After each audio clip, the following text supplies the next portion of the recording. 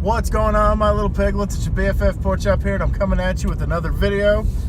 Coming at you with a video about a rant, a rave, a talk, a discussion, a ramble about America's team, the Dallas Cowboys. But before I get started on today's topic, if you guys can please go ahead and hit that subscribe button to become a piglet if you haven't already. And also turn that bell notification on, that we are notified every single time I upload a video, every time I premiere a video, and every time I go live. Sorry, I have something in my eye. I'm not giving you a secret hidden decoded message or anything. I got something in my eye. Because it's windy as hell today, upwards of 60 miles per hour. So I got a little something in my eye. But anyway, so I was thinking, and when I think, sometimes it's a scary, scary thing when I think about stuff. And sometimes it is one of the most interesting traits that I carry. I'm like, oh, really? I thought of that? And other times I'm like, oh, really? I thought of that? Ugh. So, I was thinking, with DeMarcus Lawrence, Tank Lawrence, D-Law, whatever you want to call him, with him signing his new contract, and we still have to sign Amari Cooper, Dak Prescott, and Ezekiel Elliott, who is the odd man out amongst those three? Because what it boils down to is we're not going to be able to keep everybody. We're going to try our damnedest to keep everybody, but we're not going to be able to keep everybody. And I think it's going to be one of those three that eventually have to bite the bullet and tell them, sorry, go test free agency, or, please take a friendly contract discount, but we want you, but we're not going to be able to pay you what you want. And okay, in all honesty, I think we keep Dak Prescott. Dak is staying. He's the quarterback of our future. He's our guy. He's the franchise quarterback. We are trying to get a team-friendly contract with him going, and hopefully he says yes. Hopefully he's not going to be a complete jerk about it, and we end up having to pay him way more than we needed to. There were reports saying that he's going to wait until the Seattle Seahawks sign Russell Wilson, and then he's pretty much going to base his salary off of what they're going to pay Wilson. But I think that would be a huge mistake on his part, because Russell Wilson has a lot of playoff experience. Russell Wilson has a Super Bowl, should have two, but he decided to pass on it. And he ultimately pretty much he's above and beyond, I think, a better quarterback than Dak Prescott.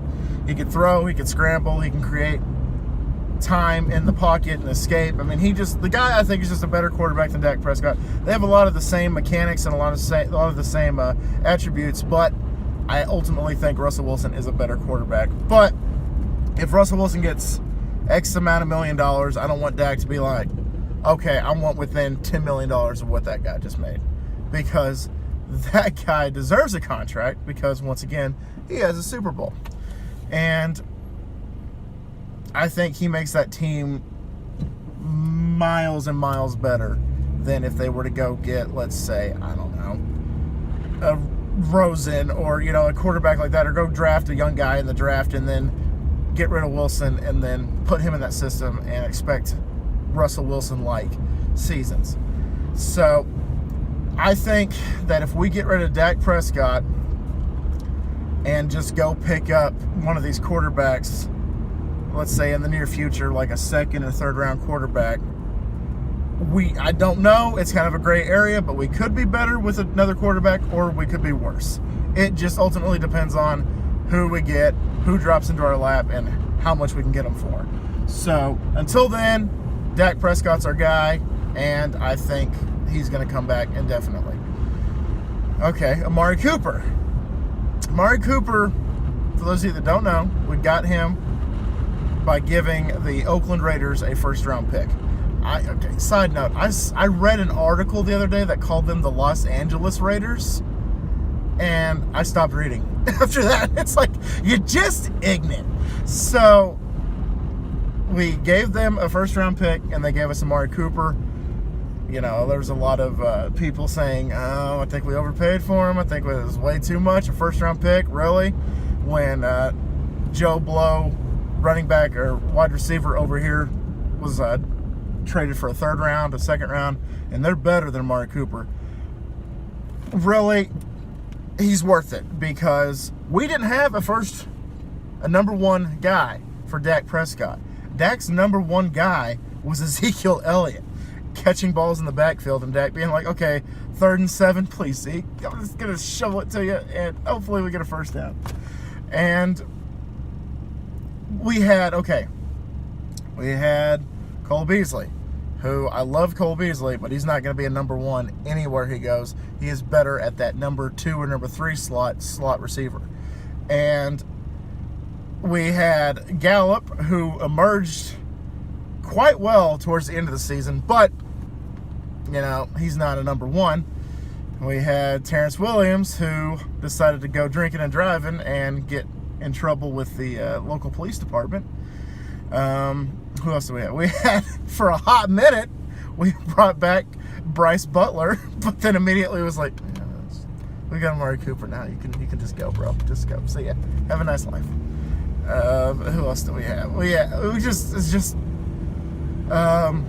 I'm forgetting Allen Hurns. Allen Hurns did okay, but I mean that injury, man, is still haunting. Like, I still think about that once in a while. Ugh, that injury.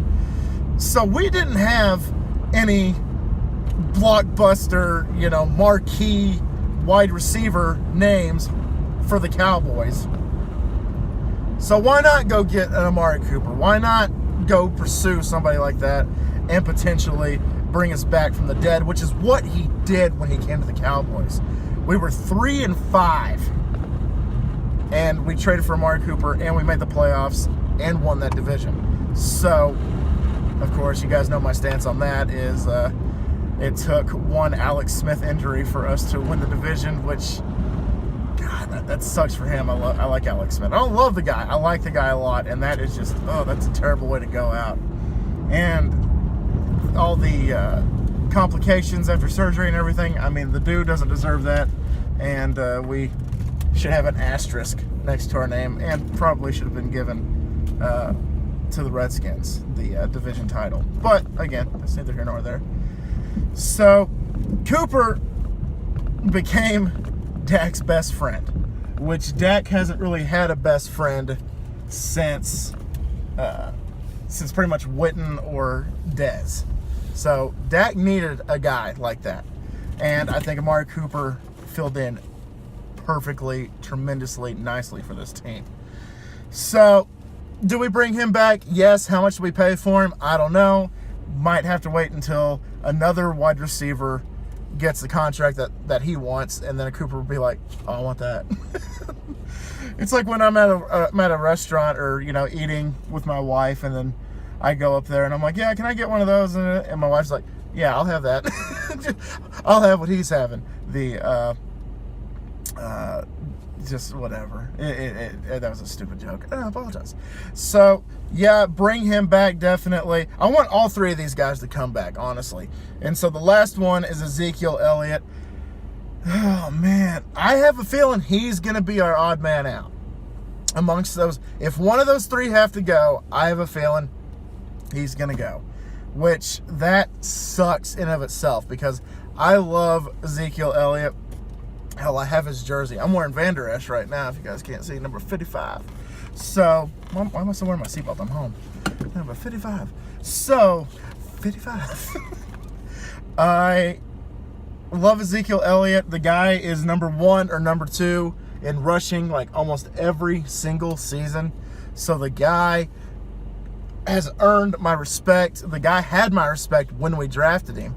And I just feel like he makes our offense just a monument better than when we had Joseph Randle.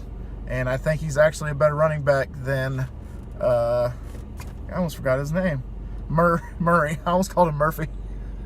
DeMarco Murray. I remember those days. And obviously, just a totally different guy than most of those guys. But, I mean, Zeke was brought here to do a job, and he has done the job miles ahead of what he was supposed to do. So I respect Zeke. But, like I said, I think he's going to be the odd man out. I think he's going to be just the one that's going to fly the coop. And that sucks. I hate that. I absolutely hate that. But if I had to pick one of the three guys to go, I would have to say Dak. Which, I mean, if somebody held a gun to my head and said, which one of these three guys do you want gone? I would say Dak. Because we could, and it's shown. Look what happened with Nick Foles in Philly. Look what happened with, oh God, I forgot his name. Mullen, when he stepped in for Garoppolo. He didn't do fantastic, but the guy won a few games. Maybe two. I don't know. I can't remember. And just like, it just goes to show that if you have a decent quarterback, you can do a lot of great things. Look at Trent Dilfer. The guy won a Super Bowl. Dan Marino didn't.